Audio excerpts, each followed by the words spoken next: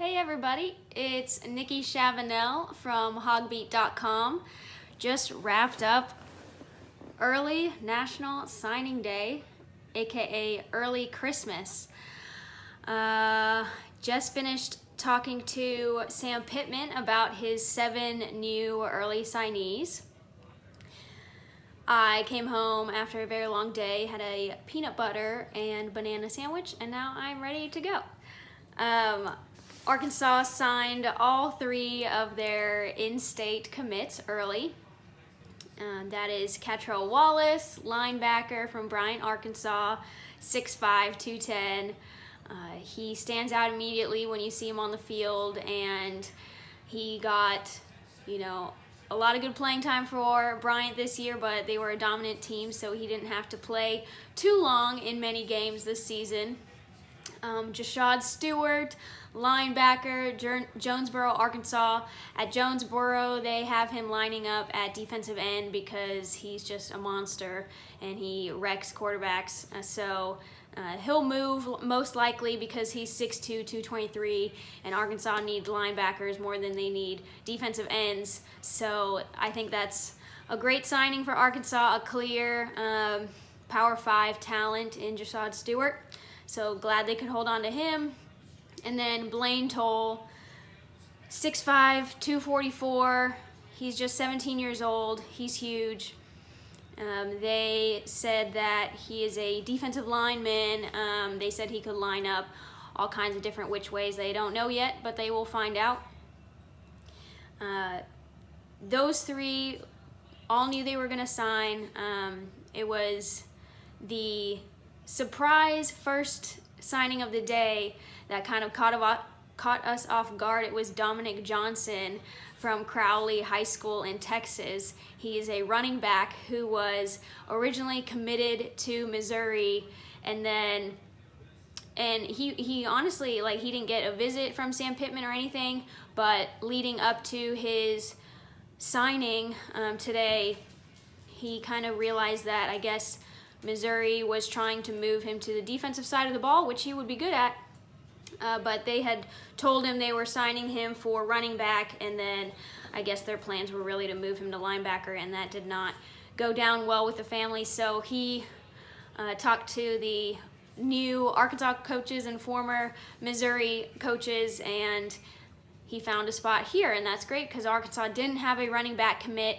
And Isaiah Jacobs, who I would say was the top prospect to maybe come here, he ended up signing with Maryland today. So good that they got a running back early. They might go get another one still. Don't know where from. Maybe Ashad Clayton. He is a 4-star from Louisiana, committed to Colorado.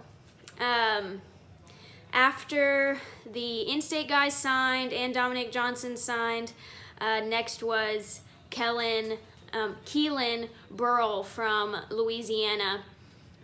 He was doing his signing ceremony with Donovan Johnson, who was actually the Helen Cox athlete who was here this weekend for an official visit. Keelan did his announcement first, picked Arkansas. I had my story ready for Donovan Johnson, who is a 3-star safety, but he decided to stick with Virginia, so that was one story down the garbage. Oh well. That was all made up for later in the day because Miles Slusher pulled off really the big surprise of the day, because there were a ton of people talking about him going to Nebraska this morning. Nebraska seemed very sure that they were going to get him. Little did they know, he actually called the Razorback coaching staff at close to midnight last night, and told them he was coming to Arkansas. Boys, get out. So Miles Slusher, 4-star corner / safety from Oklahoma, huge get. He was committed to Oregon for a very long time, but wanted to stay closer to home. So now his parents can come see all of his games, which is really nice. And given that Cam Curl decided to enter the 2020 NFL Draft, there's really no guaranteed starters at safety for Arkansas.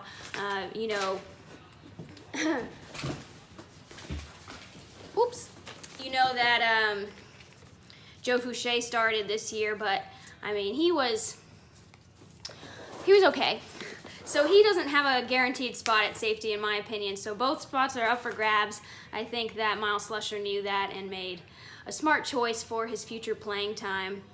He's a quick guy. He's only 6 foot 181, but very quick, got good instincts. He's a good leader on the team, all that good stuff. I talked to his coach, and I was getting ready to put that into a story today, and then I heard that he was committing to Nebraska instead, so I didn't end up doing that, but I'm going to put that out tomorrow. So you guys can see what his high school coach, David Alexander at Broken Arrow, has to say about him. The second to last commit or signee of the day was Ray Curry. We were all kind of waiting for this. He's a former Missouri offensive line commit, and considering Arkansas got the Missouri offensive line coach plus Barry Odom, that combination, plus Sam Pittman, you get to be developed by him as well. That was all.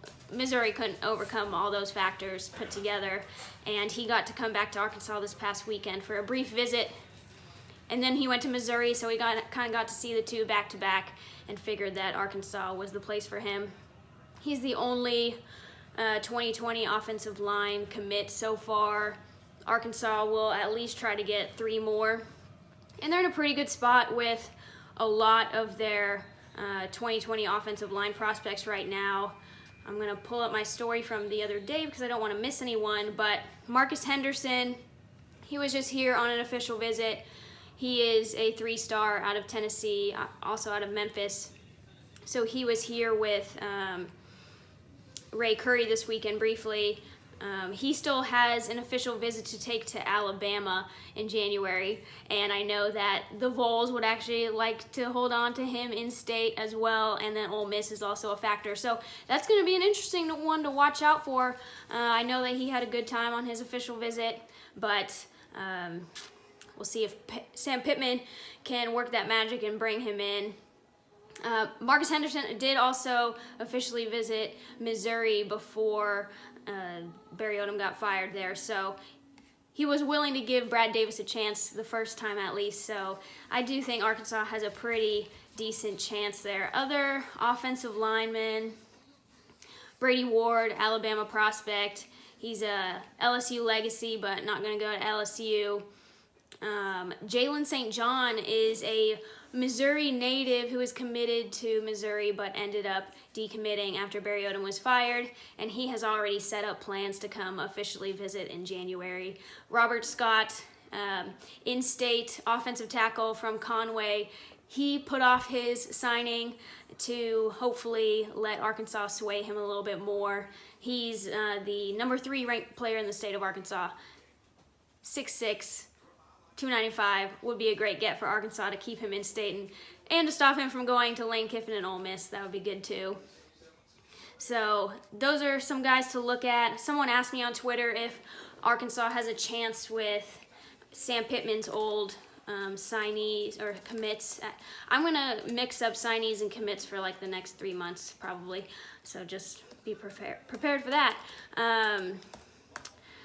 I don't know how many of their offensive line guys signed today, but I just don't really see I don't really see it happening because, you know, they're committed to going to Georgia, one of the top programs in the nation. It would be very, very tough, in my opinion, to convince them to completely kind of change their dream into coming here. You have to be a very specific kind of recruit to really buy into a rebuild, and that's what it's going to be here at Arkansas. Marcus Henderson, speaking of, he said that, you know, at a lot of these schools you have to rebuild. So he had a very positive response to that. Tykees Crawford, someone just asked me about him. Last I heard, his academics were getting squared away, so he would be eligible, but it's been very quiet about him ever since he decommitted to Arkansas, so I'm not actually sure if that's true or not. They also haven't had much contact with Kelvontae Dixon, the very quick little slot receiver / running back out of Carthage that they had committed before. They have Dominic Johnson now, so I'm not really sure that they would take Kelvontae Dixon at this point, but He's a pretty talented player. So there must be something else going on there. As for the 3 commits that didn't sign today, that's Mike Harris from Alabama. He's a 3-star safety. And Drew Francis, linebacker, and Tyrese Edwards, defensive end at Knoxville West. Both those guys were like John Chavis's really big recruits. Those were the guys he really wanted out of Knoxville.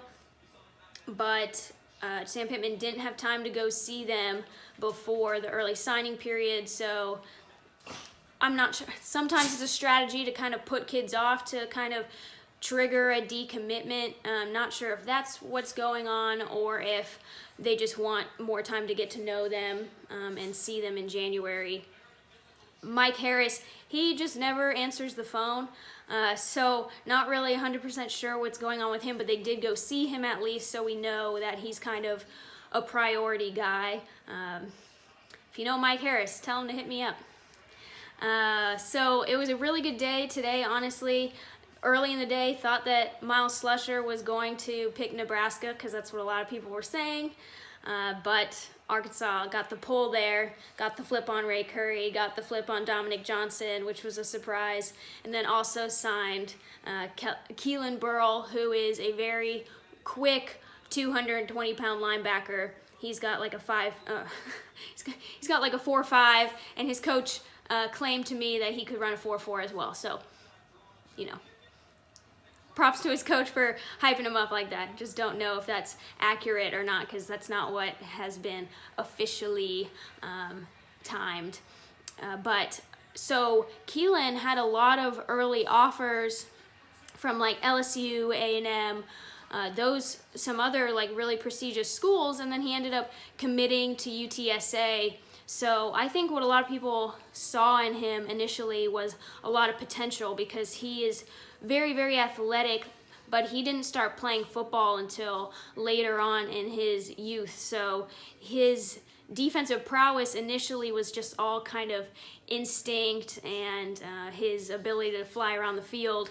And now he's kind of developing more into a film watcher and kind of understanding concepts and defenses. From what I understand, I talked to his head coach yesterday. So he seems like a guy with a lot of potential. That school saw that on film, but didn't end up pursuing him very hard because they probably had other guys that they thought were more polished. But seems like a good get for Arkansas.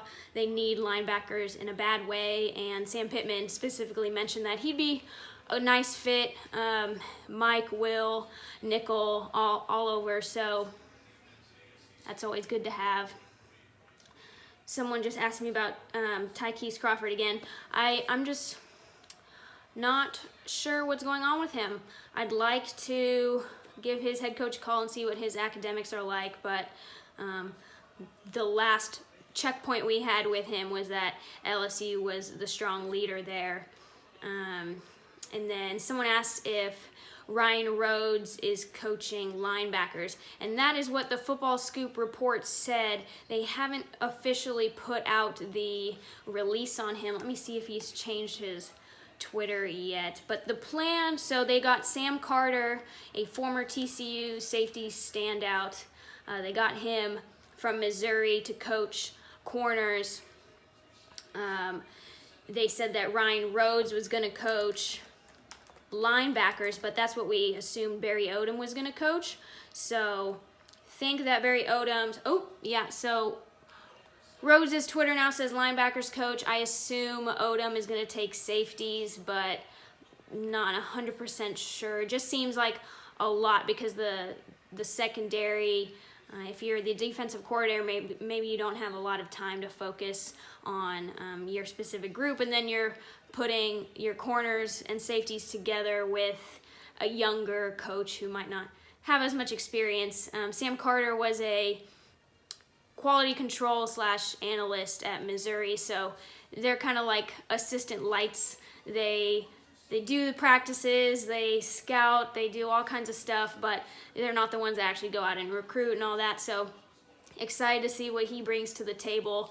He worked with Barry Odom, so I guess we kind of trust Odom on this one. Someone posted on HawgBeat last night that they have a friend who's a booster at TCU where he used to play, and Gary Patterson said he has just a very, very smart football mind, so that is exciting. Arkansas has 5 of their 10 position coaches figured out, hoping that offensive coordinator job gets filled very soon. I know that's what everyone's waiting for. So signing day, 7 guys, 1 4-star, 3 in-state commits, 3 flips. It's a pretty good day. Arkansas is waiting for 1 more prospect to decide tomorrow, and that's Darren Turner, former Arkansas commit. He is from Memphis as well. He could play safety, he could play wide receiver. Wide receiver is what he hopes to play, but you never know. He said he'd play wherever the coach needs him to play. I do think he'll pick Arkansas tomorrow. He has a familiarity with the campus, with Justin Stepp, who was retained as wide receivers coach, so I think that's a pretty good fit for him. And looking at his other offers, I just haven't, the schools that he posted about, Tennessee, Miami, whatever, I just haven't heard that they're really pursuing him hard or went in for in-home visits or anything. 3 guys are early enrollees. That's safety, Miles Slusher, defensive end / defensive tackle, who knows, Blaine Toll, and Keelan Burrell. So all 3 of those guys will be here in January. We could have some JUCO guys maybe pop up between now and the start of the next semester. There aren't any that I really know of looking to jump in right now, but doesn't mean they won't pop up. With Ryan Rhoads, you have a pretty good in to a lot of JUCOs, so we'll see what happens there. Quarterback, I know that is a concern for a lot of people. Obviously, Arkansas only has 3 quarterbacks on the roster now, and one is a former walk-on and perpetual holder in Jack Lindsey. And so we've got John Stephen Jones and KJ Jefferson. And so KJ, he looks like he has a lot of potential, but a lot of the stuff that he threw this past season in the few games that he was in just didn't look polished. Even the big balls that he completed, it was kind of up to the receiver to make the big play. So I'm looking forward to see how he'll develop, but I don't think there's any guarantee with him. So I would definitely go try to get an older, experienced guy that can come in right away. Hopefully it works out better than Ben Hicks and Nick Starkel did last year. And then try to get a high school kid. Like, you gotta get one every class no matter what, in my opinion, just to keep it going, to make sure you're not in a position to where you only have 3 scholarship guys on the roster. Jacoby Criswell obviously signed with North Carolina today. Good for him. He stayed loyal to them and they stayed loyal to him, so can't fault the guy for that. I know that he grew up wanting to be a Hog and went into this process thinking he'd end up at Arkansas, but I think because he had so much time to kind of come to terms with his decision, even when Sam Pittman came here, it didn't change too much for him, and the love was consistent from North Carolina, so they held on to him. As far as needs going forward, Sam Pittman said that they could probably end up signing a full class of roughly 25 prospects. Right now, I believe there's room for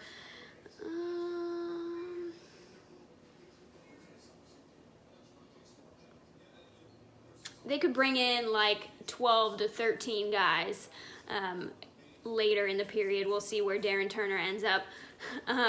So you need a quarterback or more than one. They said they might want another running back depending on if Rakeem Boyd declares for the draft, which I have a feeling he will, but not really sure on that. That's just my opinion. You need 3 more offensive linemen for sure. You need at least 1 tight end. We don't know who the offensive coordinator is, so we don't know how heavy the tight end usage will be, but Arkansas only has Grayson Gunner, former walk-on Blake Kern, and true freshman Hudson Henry on the roster. So they got to get at least one more. And they're still talking to Alan Horace and Brandon Frazier, both former Arkansas tight end commits, and neither of them have pledged elsewhere or anything like that. So they're still on the table, both still open to coming back to campus to see what happens. I like both of those guys. Brandon Frazier's senior tape was really, really good. He's from McKinney North in Dallas. So that's your offense: quarterback, running back, tight end, 3 offensive linemen, and then you don't have any wide receivers yet. You might have one tomorrow, but I think you need at least 2 more, and Arkansas is still in a good position with Savion Williams. He did go visit SMU, but you got to think, if Arkansas wants him bad enough to come back, shouldn't be a problem against SMU to get him. Do I think Donovan Johnson was just trying to help get his buddy a scholarship? No, honestly, Arkansas had extended official visit invites to all 3. There's still one more Helen Cox kid, Raekwon Starks, who is looking to official visit in January. So they had invited all 3 of them when Chad Morris was still here, and then when they went into Helen Cox to see Donovan Johnson, they honestly really, really liked Keelan Burrell's tape. And if you put it on, I think you'll like it too. He's just a very physical, very quick linebacker. So I don't think they used him. I think he was really considering coming to Arkansas. He came all the way on his official visit. Someone asked me about John Oliver. I couldn't tell you. I'm not 100% sure that he's going to qualify for Arkansas, so he might have to go for a JUCO spot somewhere and then see what happens. I like his passion, that's for sure.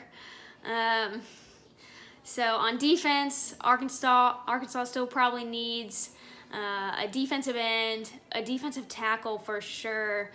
They lost both interior defensive linemen in Sosa and TJ Smith, so they'll need to replace those guys. Someone just commented on my response time on the board, and that's because I'm childless and I just sit around on Twitter and on the message board all day. So defense, I still think you want 1 or 2 more safety players, a defensive tackle, hopefully one that's more ready to play, and then maybe another defensive end and another linebacker. Very interested to see what happens with the Knoxville West guys. It sounds like Tyrese Edwards had a really good season over there at defensive end, so maybe they'll try to hold on to him. Not really sure at this point. If you have any other questions, now is the time to get them in. You might have missed some responses, but I'm willing to take questions again. I do not think that Pittman was referring to an offensive coordinator when he was asking, or when he was saying that it might be until after bowl season. I think that's something you got to get as soon as possible. You have to hold on to the players that you have as well, so that means you got to get that offensive coordinator in here. And we know that he had interviews this week. We know that he interviewed Kendall Briles. We know that he interviewed Major Applewhite. Pretty good source says that he interviewed Chip Long, so any one of those guys, just take one. Someone asked about Tykees Crawford again. Still don't know. Might be ineligible. I'd be cool with Briles or Applewhite for offensive coordinator, honestly. Both have a lot of experience, seem like good recruiters, have Texas ties, that's nice. I guess it depends on who kind of gels with Sam Pittman. He's going to need a very, very competent offensive coordinator. So whoever he feels is that guy, that's who he should get. Someone just asked a question. I feel like I missed it. What are the odds? I mean, it's going to take a long time for Arkansas to be getting any 5 stars on any position on the field. Their best chance is in-state guys for 5 stars, and you don't get a lot of in-state 5 stars. So that might be a long time, but guys like Sam Pittman and Barry Odom especially, they know how to work with guys that aren't the highest rated, and those guys don't always pan out anyways. So 4 stars, yes, you get a boatload of 4 stars, I think, with Sam Pittman. You just got to get that Razorback brand rebuilt as quickly as possible. Maybe put some guys in the league, that'd be nice. Anything else, y'all? Anything else? So that's interesting. Rhoads, not everyone, but a lot of people probably saw that Rhoads had like a thing with his players last season where he called them thugs. I've seen a lot of Last Chance U, so I'm just not really sure it's that big of a deal. Jason Brown called a kid like Hitler or something. Like, JUCO's crazy. JUCO's legitimately crazy, and these kids are very hard to deal with. So he probably lost his temper. I don't know. I'm sure he's learned from that experience. So hopefully that's never something you hear happening again. But man, JUCO's just crazy. Any rumblings of current players entering the portal? Jordan Jones entered the portal today. Expected that to happen. I think he could have come back and played some at the end of this past season, but I think he purposely chose not to. He's a grad transfer, so I think it's smart for him. Arkansas was starting a sophomore and 2 true freshmen, so there's just not a lot of hope for him to get a lot of catches next season, so it might be good for him to get a fresh start anyways. What's up with Trey Knox?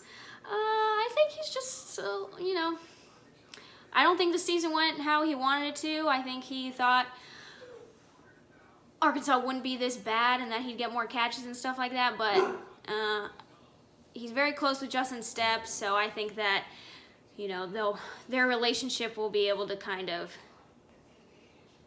carry through. The current rank, this class is not ranked well right now, but they have way fewer commits than most schools, so it's kind of hard to tell. After everything today, Arkansas is ranked 82 in the nation, and I'm pretty sure it's 14th in the SEC.